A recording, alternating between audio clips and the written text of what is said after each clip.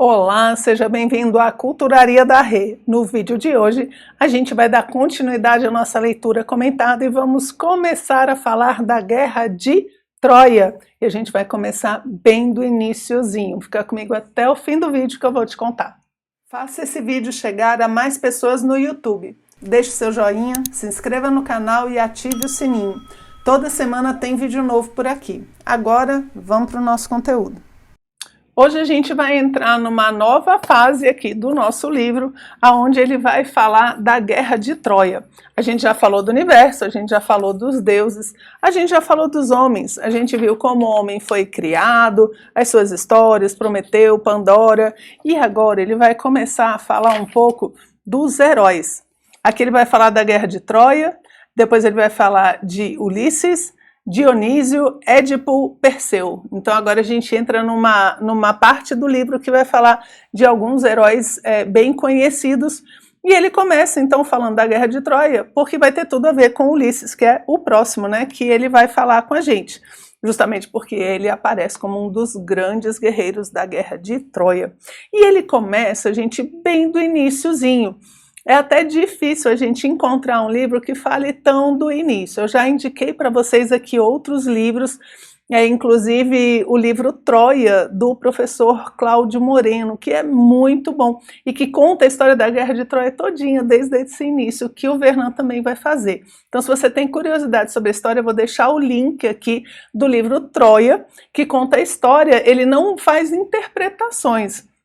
Ele vai contando a história de Troia como se fosse um grande romance. Ele simplesmente conta os fatos desde o iniciozinho. E aqui o Vernan também começa desde o início, falando justamente do casamento de Tétis e de Peleu. E até um pouquinho antes, falando que Tétis era uma deusa com muitos poderes. Ela tem o poder de se metamorfosear. A gente já viu isso em outros vídeos, né? Essa capacidade de assumir diversas formas, ela representa um poder muito grande, tanto de quem se metamorfoseia, isso é difícil de falar, né? Tanto quanto quem consegue dominar, no caso aqui Peleu, que mostra uma grande habilidade ao conseguir dominar Tétis, ao ponto dela aceitar se casar com Peleu. A gente sabe que essas deusas, né, muito fortes, elas costumam ser desejadas por vários deuses.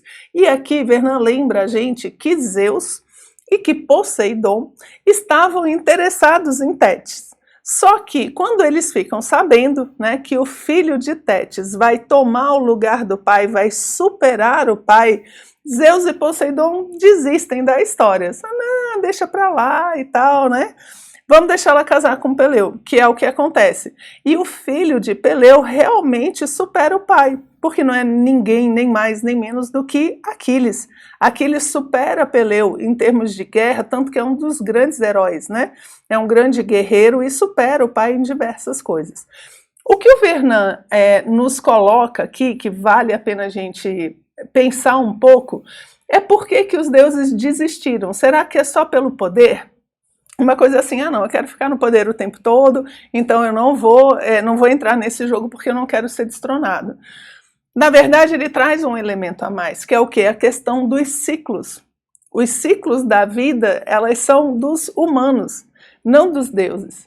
Então, se eu sei que alguém vai me superar, isso é um ciclo que existe dentro da condição humana, onde é natural que o pai cuide do filho, né, vá, eduque e tal, e depois, quando o pai começa o seu processo de descida, o filho faz a sua subida e toma o lugar. Então, esse é um processo natural nos homens, e faz parte da condição humana compreender e viver esse ciclo, mas não dos deuses. Os deuses já têm mais essa ideia de continuidade, de eternidade, de um poder eterno, que é o que Zeus, né, vai ficar tentando sustentar. Então, quando ele sabe que se ele tiver um filho com Tétis, esse ciclo vai acontecer com ele, ou seja, essa divindade vai ser quebrada, vai receber um atributo humano, eles desistem, né? Então, o mito mostra simplesmente como uma recusa. mas simbolicamente é a sustentação do poder divino, sem se deixar levar pela ciclicidade. Né? E é interessante porque Zeus faz isso, né? E os homens não fazem, né? Os deuses conseguem tomar essas decisões, mas os homens não, os homens eles estão presos dentro dessa ciclicidade, não tem para onde correr. Então Vernal vai falar que a história começa no casamento, inclusive num monte, o Monte Pelion, que é um monte dentro da Grécia, né? Ele fala que essa ideia dos montes, das montanhas, está presente em diversos lugares. E a montanha é como um ponto onde os deuses estão mais próximos, né? Tanto que o Olimpo é lá no Monte Olimpo, que é um monte mesmo, né? Quando você for fazer sua viagem para a Grécia no próximo feriadão, com certeza o seu guia vai levar você para ver o Monte Olimpo. Então os deuses estão no Olimpo porque eles estão em cima de um monte. E tudo bem que existe a geografia, né? A geografia sagrada que vai sendo montada, mas a ideia do monte, da montanha, ela é utilizada em diversas tradições. Quem aqui não conhece um conto zen ou um conto oriental que o mestre está lá em cima da montanha e o pobre do discípulo tem que pelejar para chegar em cima? E vocês nunca pensaram assim? Por que esse mestre não mora na planície? Por que ele não mora lá embaixo? Ele teria muito mais discípulos, ele ia conseguir ajudar muito mais gente. Mas por que de acha esse cara fica lá em cima da montanha? Por quê?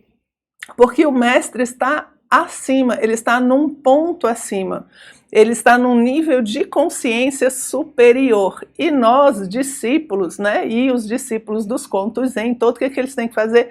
Tem que subir. Então eles têm que elevar a consciência para conseguir chegar nesse ápice aonde o mestre está esperando pelos seus discípulos.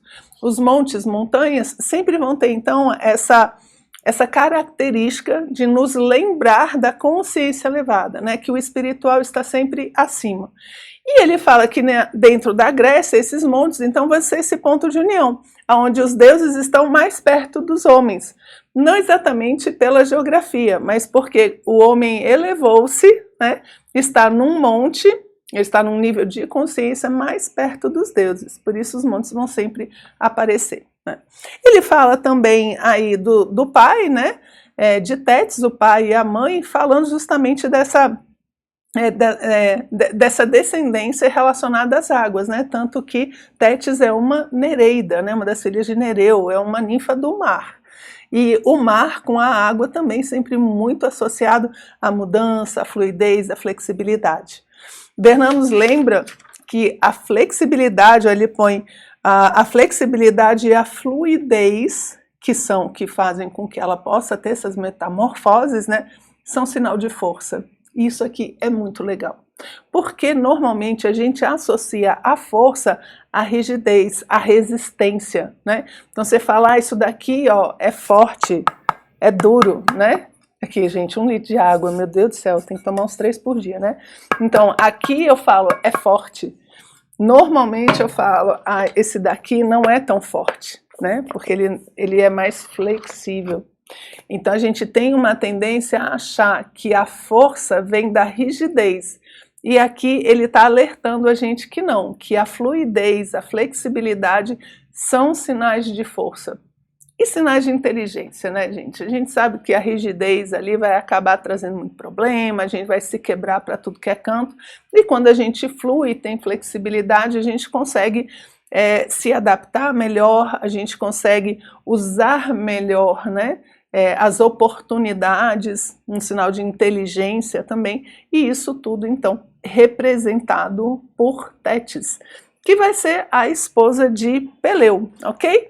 E é assim que começa a nossa história, justamente com o casamento dos dois. E no próximo vídeo a gente vai ver por que dá ruim no casamento dos dois, ok?